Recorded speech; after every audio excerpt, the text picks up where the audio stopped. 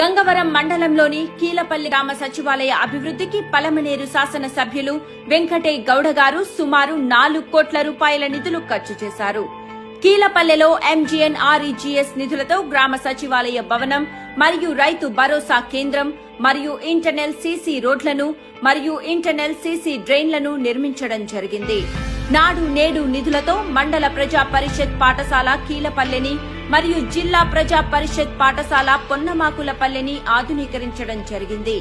కీలపల్లె మండల ప్రజా పరిషత్ పాఠశాల ప్రహారీ గోడని నిర్మించడం జరిగింది. కీలపల్లె మరియు బలేపల్లెలో గడప గడపకు మన ప్రభుత్వం నిధులతో మరియు ఎంజీఎన్ఆర్ఈజీఎస్ నిధులతో సీసీ రోడ్లను మరియు డ్రైన్లను నిర్మించడం జరిగింది.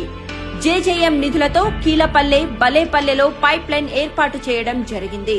నూతనంగా వైఎస్ఆర్ జగనన్న కాలనీల నందు 91 గృహాల నిర్మాణం పూర్తి కాబడింది. గ్రామ ప్రజల సంక్షేమమే ధ్యేయంగా ఈ 5 ఏళ్లు పనిచేసి పేద ప్రజలకు ఆసరాగా వారి గుండెల్లో నిలిచిన మన వెంకటే గౌడన్న గారిని మనం మళ్లీ గెలిపించుకుందాం. ఇంకా మన గ్రామ అభివృద్ధిని సాధించుకుందాం. ఫ్యాన్ గుర్తుకే ఓటు వేద్దాం. పలమనేరు ఎమ్మెల్యేగా వెంకటే గౌడన్నని గెలిపిద్దాం.